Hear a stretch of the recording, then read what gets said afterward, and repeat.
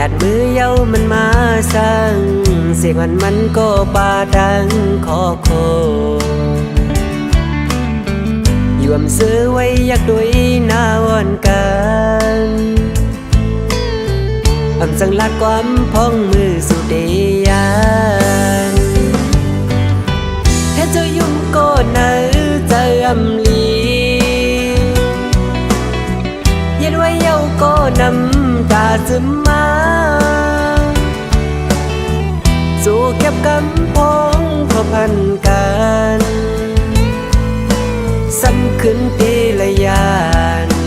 กูดไปเมื่อลานมอ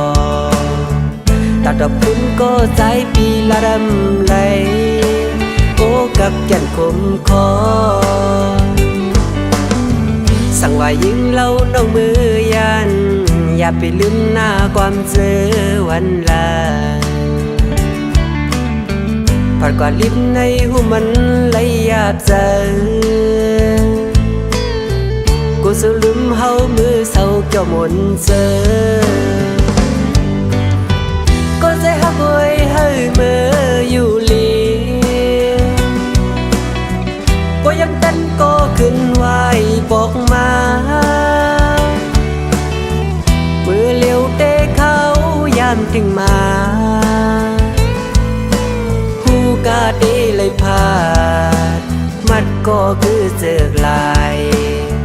พวกหน้าจ้องก่อยขึ้นค่อยโทรกันนอกูดไปอย่าไปลืมต่อโลกก็มันขึ้นหุ่นโตเฮาผาดก็มีวันคอยอยู่นานนางอย่าให้เย็นไว้หาคอยสู้ไปยันเกิมแก่บอนใน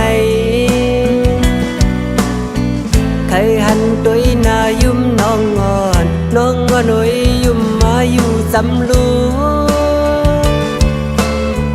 หลับตาไว้ยิงน้องงอยหอมปนังให้เป็นตาไม่เกิน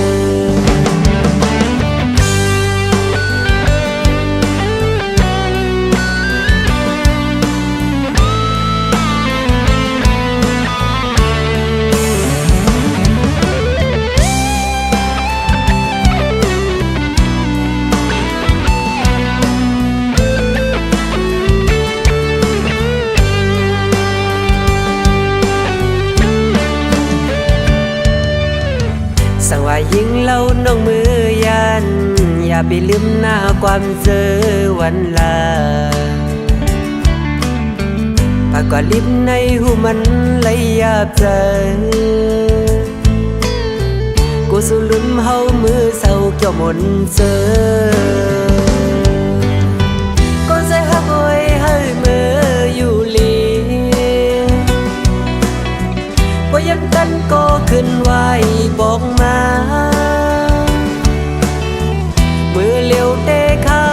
ยามถึงมาผู้กาดีเลยพามัดก็คือเจือกลายพอหน้าจ้องก่อยขึ้นค่อยโทรกันนอกูดไปอย่าไปลืมต่อโลกก็มันขึ้นหุ่นโตเฮาผาดก็มีวันคอยอยู่นานนางอย่าให้เย็นไว้หาคอยสู้ไปยันเกินแก่บอนในใครหันตัวหน้ายุ่มน้องงอนน้องงอนหน่อยยุ่มมาเห็นจำลู